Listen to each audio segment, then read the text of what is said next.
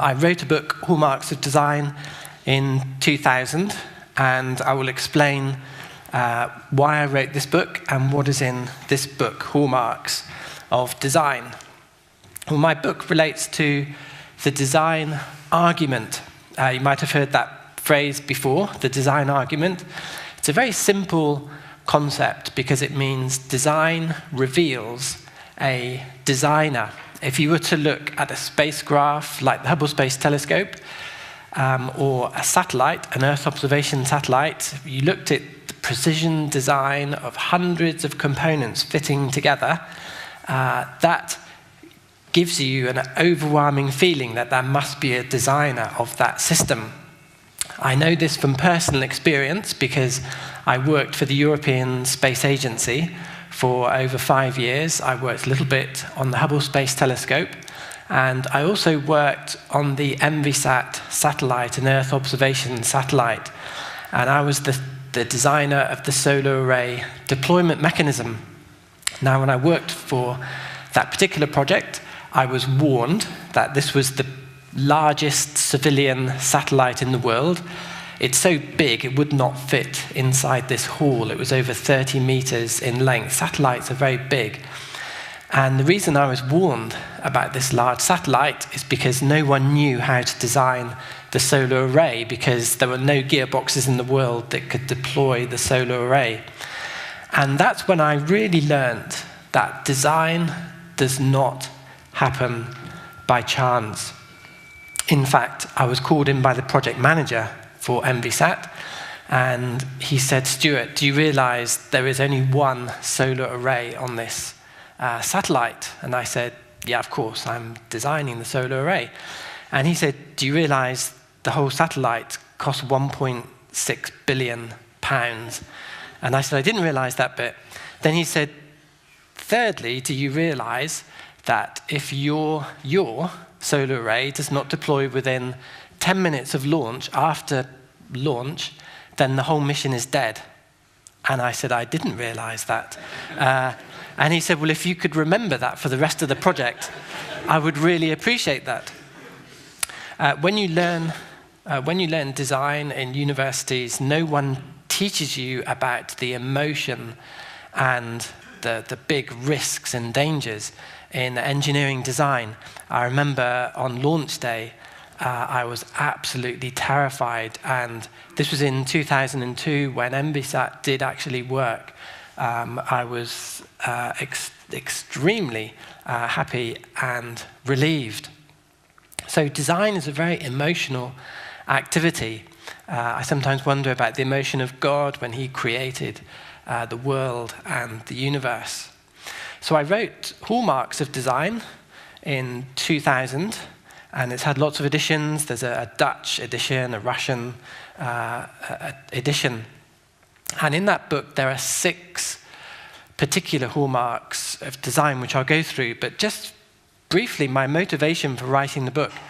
Like Andy, I've written a lot of scientific papers, not quite as many as Andy, 140 papers, although all of my papers relate to design in engineering and also the natural world. And everything that I've learned about design tells me that it doesn't happen by chance. So it's very related to the design argument. I also have 7 patents on irreducible mechanisms that cannot evolve step by step. And I also see irreducible design in the natural world as well. And I wanted to say something about that in that book. Thirdly, I meet many academics, including biologists who aren't Christians, who either doubt evolution or think it's rubbish. And to me, this is absolutely fascinating, because when you look at the media, you have the impression that academia accepts evolution as a fact, but that is just simply not the case. That's what I found very surprising working in academia. Those academics will only admit it in private. They won't say it to the press themselves, but they admit it to me. Another motivation is that many evolutionists don't understand design. I've read the books by Richard Dawkins, and it's so clear to me when he says the world is badly designed or wasn't designed. He doesn't actually know anything about design. If he was on my first year design course, he would utterly fail because he just knows nothing about design. So that was a great motivation to write as well. But then, of course, there's the Bible. Romans 1:20 says, God's attributes are clearly seen in the natural world. So I'll just go through the 6 hallmarks of design, which I write about in my book. The first one is irreducible mechanisms. Other creationists have written about this. An irreducible mechanism is a mechanism that cannot evolve step by step. You need an intelligent designer to put everything together in one go. I often say to my students, if you want to be good designers, don't try and evolve an engineering system, or you'll get nowhere, you'll produce rubbish. Put lots of things together in the right way, in a clever way, and you'll produce clever things. For EnviSat, that EnviSat satellite, by the way, EnviSat was a very appropriate word for the satellite I worked on, this world's biggest civilian satellite, because it was bigger than every satellite made by NASA and the Americans. They were very envious, so the nickname was EnviSat, or EnviSat for short. When I speak in America, I really explain this in some detail. They cannot believe that the Europeans made something bigger than the Americans. But for this satellite, I designed and invented a double-action worm gear set, which has a world patent on it.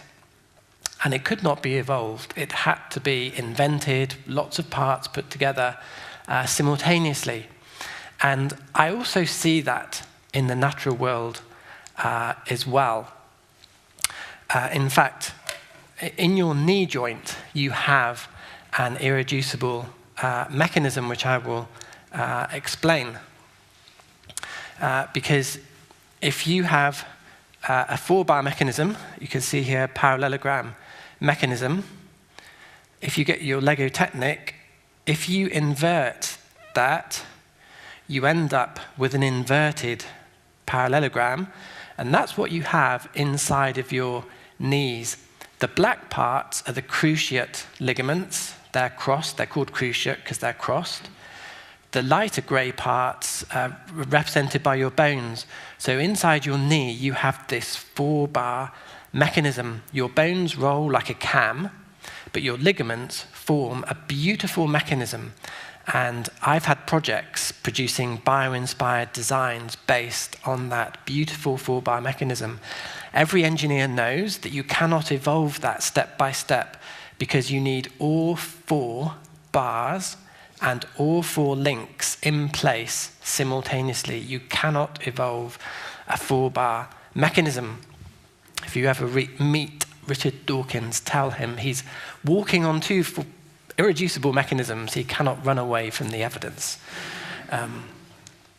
But not only that, in my group, we've also looked at other 4-bar mechanisms in the natural world. We've looked at the sling jaw wrasse. The sling jaw wrasse has a jaw which comes out like a parallelogram mechanism like this, and its mouth can shoot out to collect food or to kill prey. And once again, it's a 4-bar mechanism that cannot evolve by chance. When my researchers did work on that area, we looked up scientific papers on so-called fish evolution. We found one particular paper in the Royal Society from one of the top researchers who believes in evolution, but he made a couple of confessions in his paper on fish evolution. So when he got to the conclusion, this is what he said: several unusual breakthroughs in skull function characterize the evolution of the jaws of these fish. Now, that's what he said. Now, I write a lot of papers myself, so I can interpret what he means. When he says, several unusual breakthroughs in skull function characterize evolution, what he means is, I haven't got a clue how this skull evolved by chance. Later on, he goes on to say, the evolution of these fishes is occasionally punctuated by major transitions in engineering design. which is the most incredible admission. I just had to blink when I read that. Either he was converted in the space of 2 paragraphs, which is probably not likely, or he was making a confession that these things do look as though they were designed. Now, one of the things you often hear in the media, Richard Dawkins will often say this, that creationists do not publish papers. You often hear that in the media. Ironically, it's Richard Dawkins who's never published anything on design in the natural world or engineering.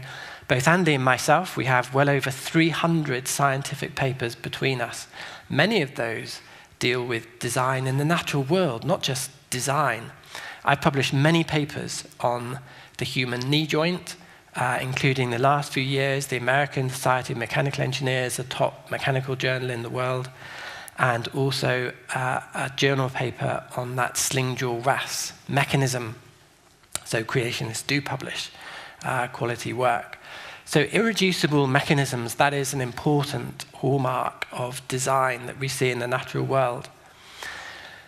The second hallmark I talk about in my book is complete optimum design. And this is one I've discussed with many biologists, actually. It's remarkable. When you look at the natural world, you don't see semi-evolved creatures. Everything is optimal design. In a spacecraft, we had to optimally design every single part so the spacecraft would be reliable and work. For the gearbox, which I mentioned, the double action worm gearbox, I had to develop a very long efficiency equation, and it was like a mother of all equations, about 150 terms in that equation, so that we could do precise planning and precise design. I sometimes joke that there are 2 people in the world who understand that equation. One is myself for writing it, and the other is the person who reviewed it in a journal, although I'm not sure actually he understood the equation. But design is full of precision and optimal design. In the world, there are several thousand types of bird, species of bird, and yet every single one of them is an optimal design. And if you look at the owl family, or the hummingbird family, the bird of prey family, every family of birds is optimal. There's no semi-evolved birds. I've had a Royal Academy grant to look at the design of bird wings and bird feathers, and always you see optimal design. Even if you look in the fossil record, it's supposedly ancient birds or feathers like Archaeopteryx. They are fully optimized birds. You just don't see anything which is on its way to evolving. And in the last couple of years, I've published papers on the design of bird wings. In fact, I published one last year in the States, and one is due to appear in a couple of weeks' time later in November in the International Journal of Micro Air Vehicles. That one's on, again, the effect of fall-bar mechanisms in the wings of birds. So in the natural world, we see complete optimum design. A third hallmark I talk about in my book is added beauty. This is quite a good building to talk about this, because there's a lot of added beauty in this building. I love the carvings and the shapes. And this is particularly one hallmark which I've pioneered in the creationist community, and lots of other people are taking up this idea of added beauty. Beauty is a great problem to atheism and the theory of evolution.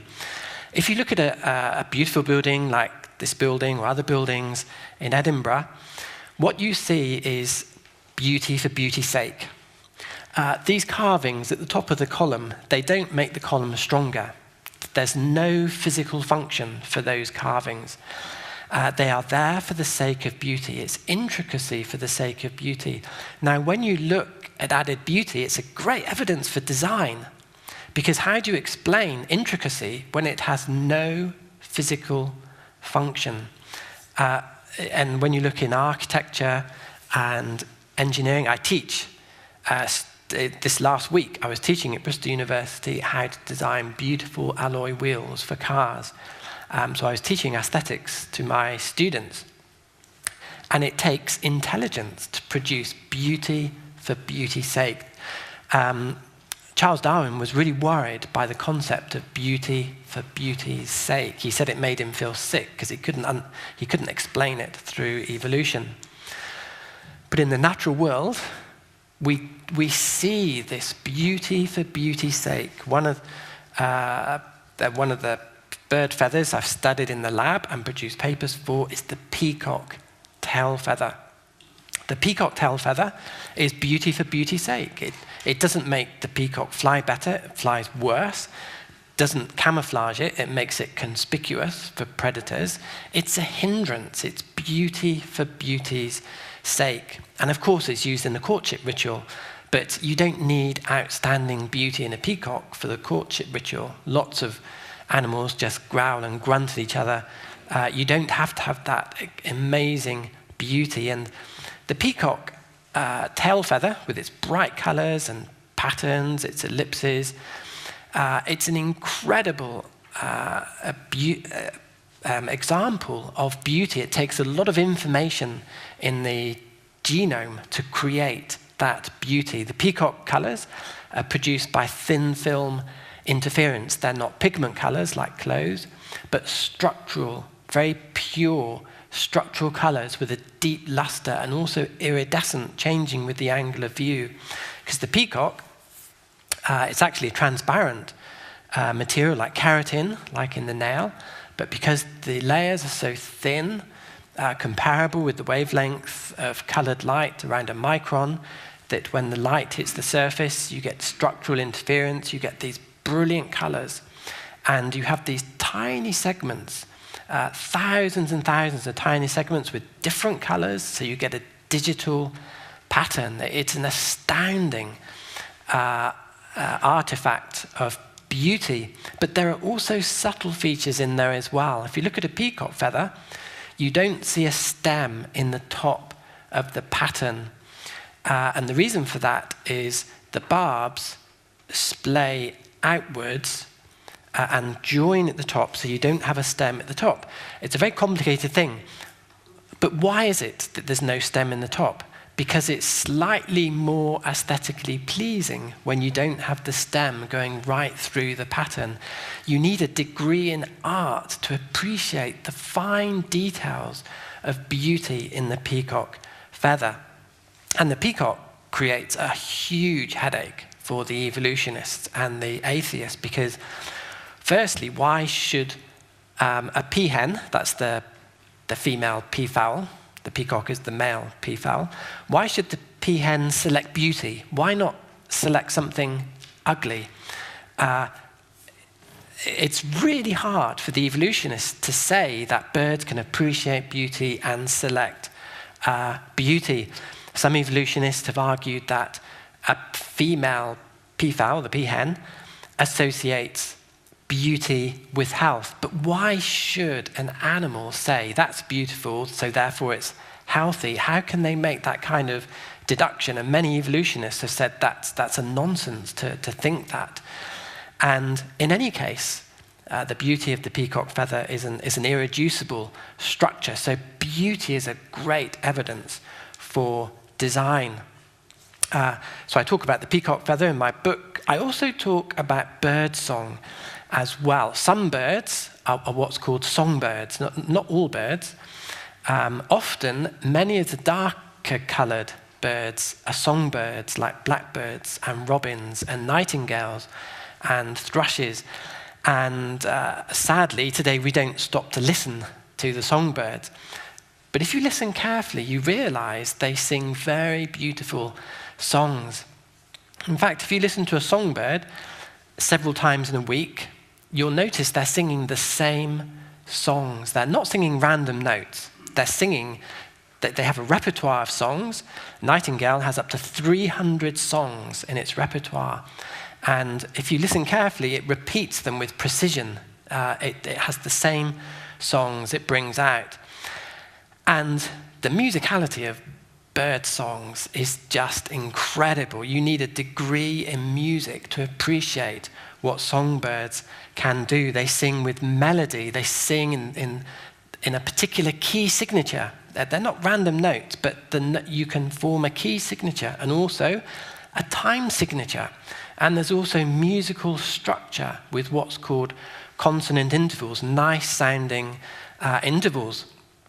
And it's a real problem because, according to evolution, male songbirds will sing beautiful songs to frighten away rivals. So beauty is meant to be a frightening thing, which is a completely ridiculous concept. Just to illustrate, apparently a wood pewee in the United States sings this song.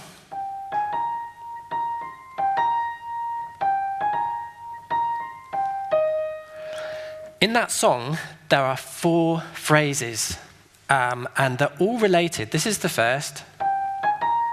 This is the second. That was the second. Then the third, which is a repeat of the first, and then the final. Now, if you have a degree in music, you would point out that that is very similar to the structure of J.S. Bach and Mozart. Just to point out, the last phrase finishes with it's called finality on a first-year music degree. That's a major third. That's how you finish a piece of music. Many birds will finish a piece of music with a major third or a major fourth, like that. And so that was in E-flat major. It had a time signature. It had a key signature. It finished with finality. There were even appropriate intervals connecting each of those individual phrases, things that you could only know if you had a degree in music. If you were to show that piece of music to a musicologist and say who composed that, they'd say that could be J.S. Bach, it could be Mozart. If you then said it's the wood pewee, they would look very confused because they know I had a degree or anything. To me, birdsong, personally, I think that's one of the most wonderful evidences of design, and that particular chapter in my book was the one I enjoyed the most. I have published a paper with the Institute of Physics on the structural colouring of the peacock feather. Well, there are 3 hallmarks of design. The 4th one I write about in my book is called extreme similarity. And this is to do with common design. In the natural world, we see a lot of common design. And if you look in a book on evolution, it'll say, because of common design, the eye, or similarities between apes and humans, therefore, that must be an evidence of evolution. But there's a big problem with that claim and that argument, and that is common design is exactly what you would expect from a common designer. I teach my students that if a nut and bolt works well in a bicycle and a pram and a car, it's going to work well in a train and lots of other things, and if you're a good designer, you do common design. So those books on evolution, what they should be saying is that common design can be seen one of 2 ways. It can be seen as intelligent design, or it could be argued as evidence for evolution. But it doesn't say that, it just ignores the common design argument. And children are misled because they're told common design must be evidence for evolution, but that's complete nonsense. In fact, the type of common design we see in the natural world is far more an evidence of intelligent design. If you look at the eyes and the faces of creatures around the world, that only makes sense with an intelligent designer.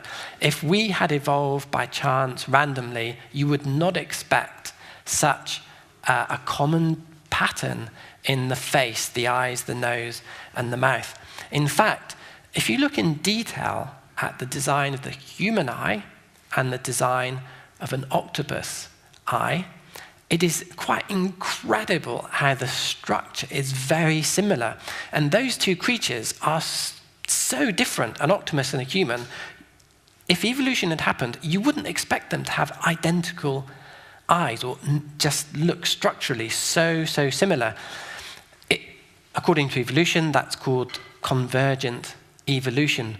But the designs are so similar that it's much better to say that is a common designer producing a good design. If it's good in one place, it's going to be good in another place.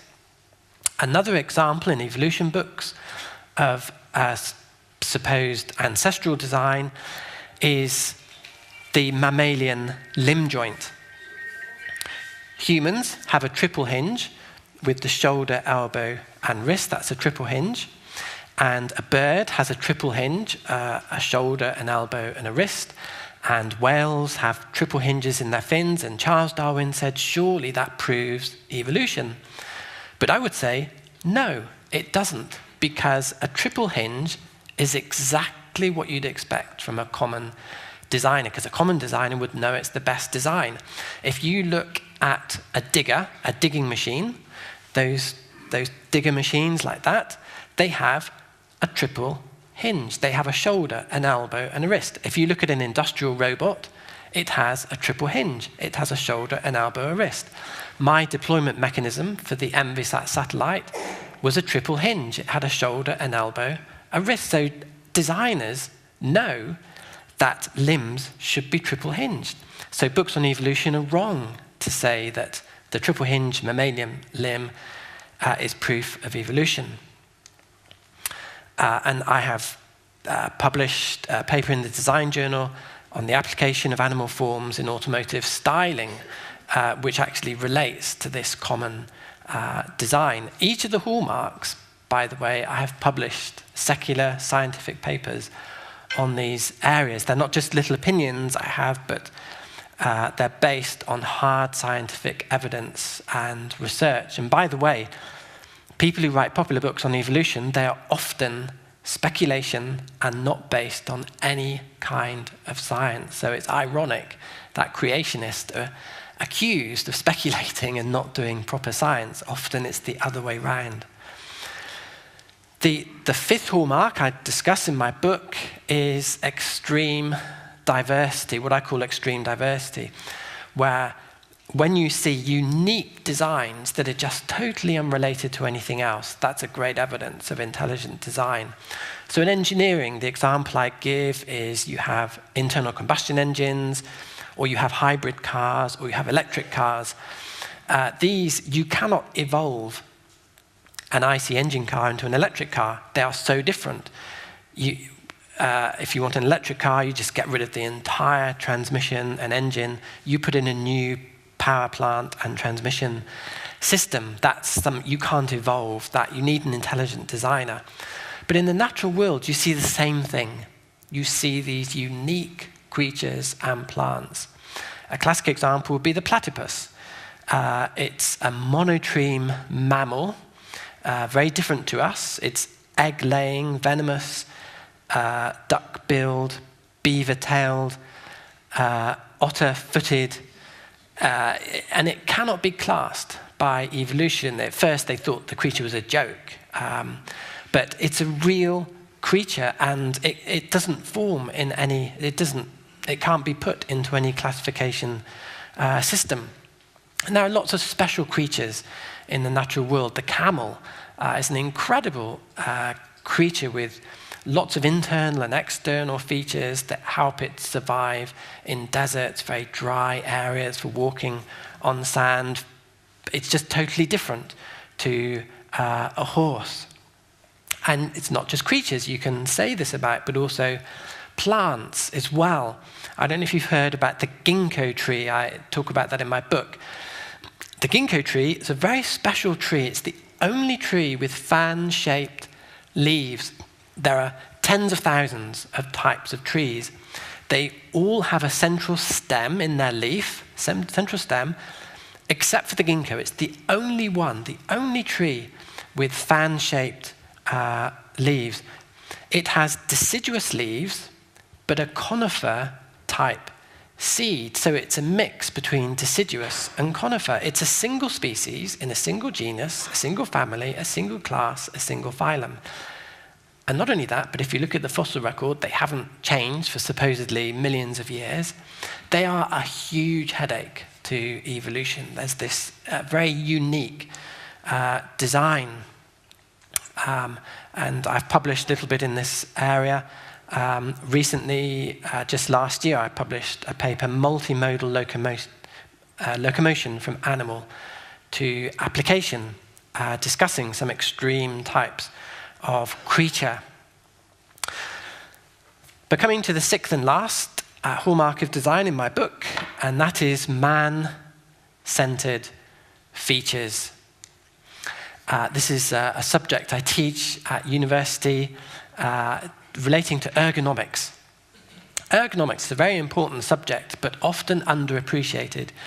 You may not know it, but one of the most common designers of your car would have been an ergonomics person, really being careful about the comfort of your seat, the layout of the cabin, the smoothness of surfaces, the man-machine interface. It's a really hard area.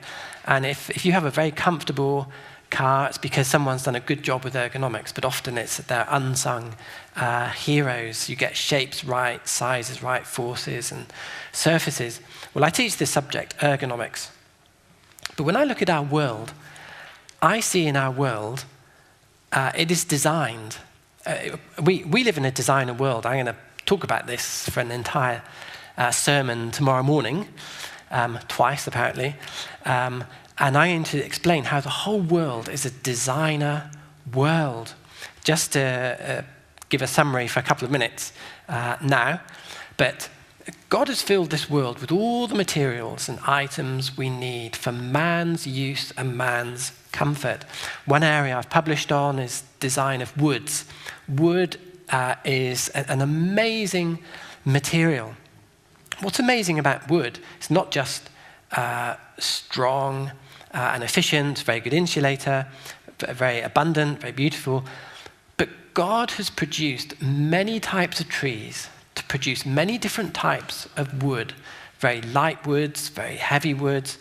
If you need a hard wood, God has made the mahogany tree. If you need a soft wood, he's made pine trees. A lot of English churches have Scotch pine pews in them, very good material. If you need a strong wood, you can have oak. English oak is stronger than Scottish oak, by the way. If you need a really tough wood, if you want to play cricket, you can use willow. I'm absolutely sure when God was designing the willow tree, he was thinking of cricket, right? The willow.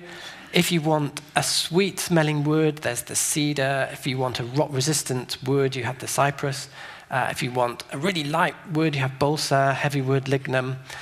God has even made some trees specifically for musical instruments. Spruce is a tree that you can use for musical instruments. There are some others. And absolutely, I believe God was thinking of that when he made those trees. He knew that man wanted to make these things, so he made an incredible variety of trees. You can say the same about metals. I'll talk about that tomorrow morning. But God has also designed fruit. In fact, fruit and food and vegetables, the Bible actually says, I think it's Psalm 104, God made vegetation and fruit for the service of man. And Genesis says that as well. God made fruit for man. But some of my engineering graduates go on to work for food companies. It's quite an important career for some mechanical engineers.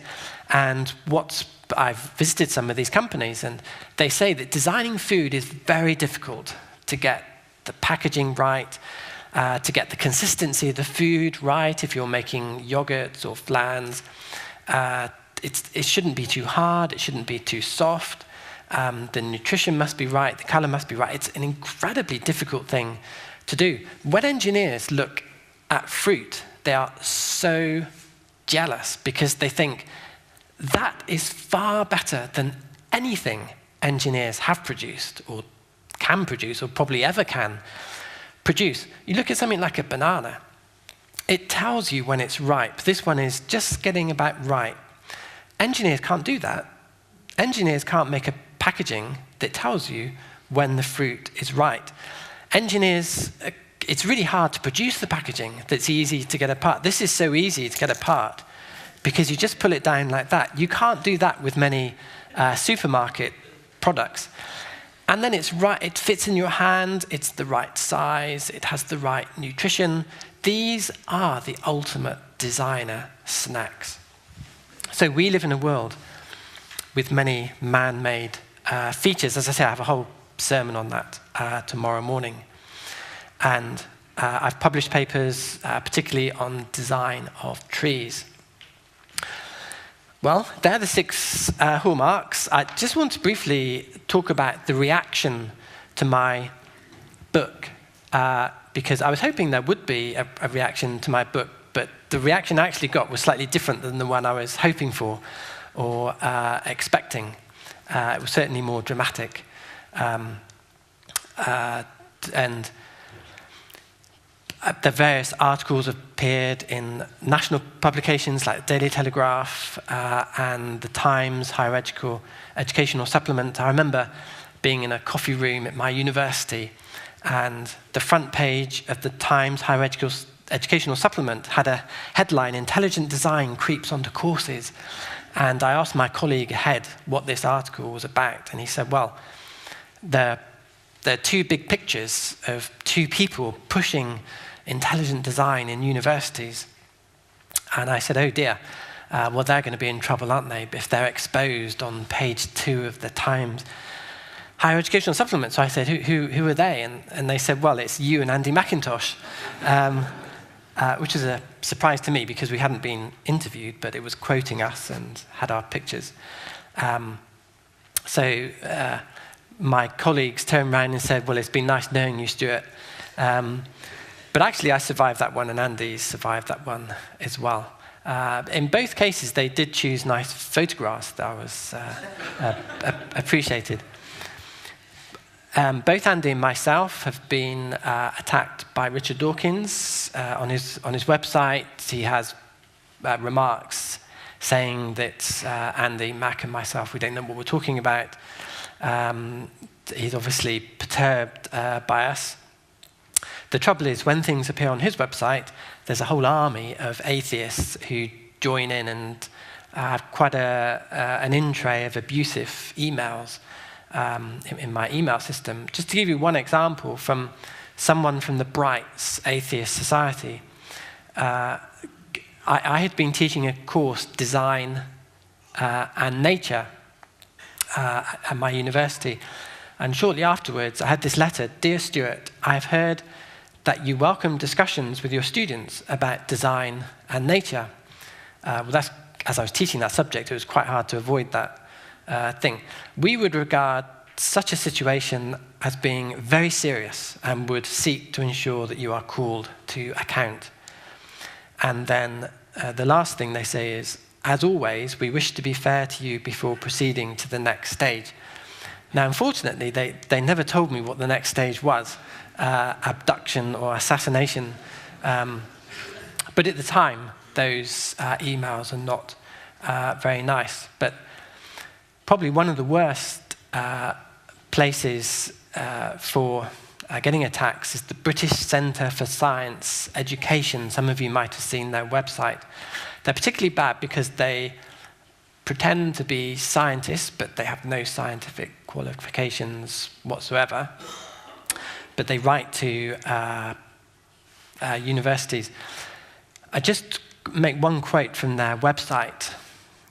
Burgess is a leading creationist in the UK academia, and the one that frightens the author of this article the most by a long margin. I've been described as the most dangerous man in Britain. So it's very brave of you to have me up in Scotland. And then it goes on to say, we plan on writing to heads of department at his university to tell them about his beliefs. Now, I didn't see that when it was first written. The first I knew about anything was when, but because they wrote to every head of department at Bristol University, and they've written to the Vice-Chancellor, and the worst thing is when they write for people working for me, not people above me. But the first I knew of this, I had an email from Sir Michael Berry, the most famous professor at Bristol University, and Sir Michael Berry said, "Stuart, I've heard that you've said I work for the devil." And I was very confused and very embarrassed, and I didn't know where this had come from, and this happened a few times. But I had a conversation with Sir Michael Berry, and I got to the bottom of it, and I realized it had come from this organization. When I explained to him, he was very sympathetic towards me and thought it was very bad. He was actually an atheist, but he thought it was bad what they had done. So there'd been a lot of attacks, and now it's kind of humorous looking back, but at the time it was very worrying, and my children have been really upset looking at things on the internet. People think that science is free of intimidation and open, but that simply is not the case. If you express sympathy for intelligent design, you come under attack. And I'll say a bit more about that in the next talk this afternoon.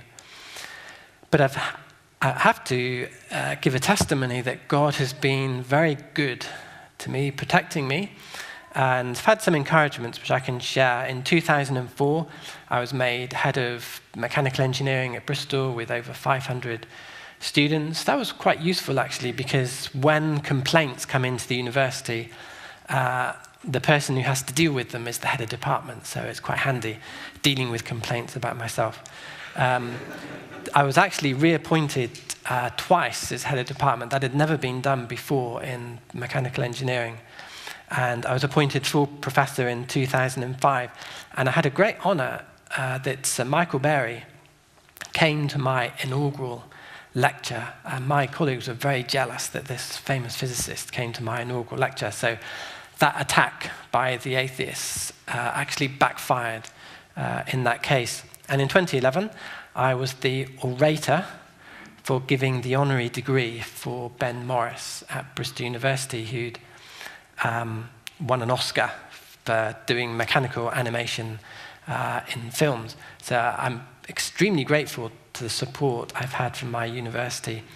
As you heard in my biography, I've received a few national prizes for work on Envisat, various medals.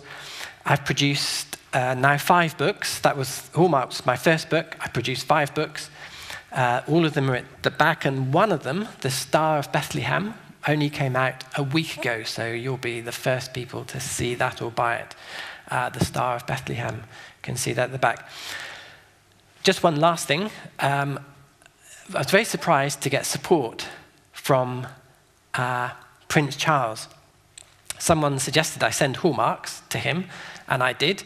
And he wrote back, and they said, "Thanks, Stuart, I'm going to use that in my wreath lecture." And the wreath lectures went out to 90 million people, and he quoted from my book, Hallmarks of Design. I was very surprised and really curious to know what he would quote, and he made the most amazing quote from it. I couldn't have thought of a better quote. He said, "Why should modern science rule out special creation?" He said that in his wreath lectures. And it's a brilliant quote because that's exactly what modern science has done. It's ruled out God. It said you're not allowed to talk about God, believe in God, just forget God. It's got to be evolution, because evolution is a worldview. It's not science. It's a world view. So what he said was brilliant. And there was a bit of fuss in the press afterwards. One of my friends in the States, David DeWitt, I was talking to him and I said, I thought that was very brave of Prince Charles to say that. And David DeWitt said, no, it wasn't brave at all. He cannot be sacked or demoted. So I hope you find that encouraging.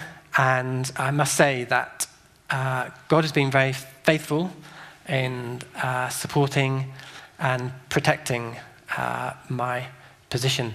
I'm going to ask Neil to say a few things about a few books.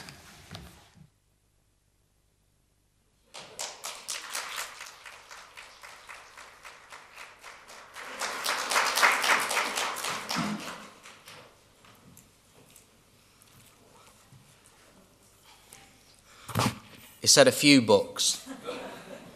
Bear with me. That was fantastic. Thank you, Stuart. Thank you, everybody, for turning up. And without the PowerPoint, that is pretty impressive stuff. This is the book that he was talking about.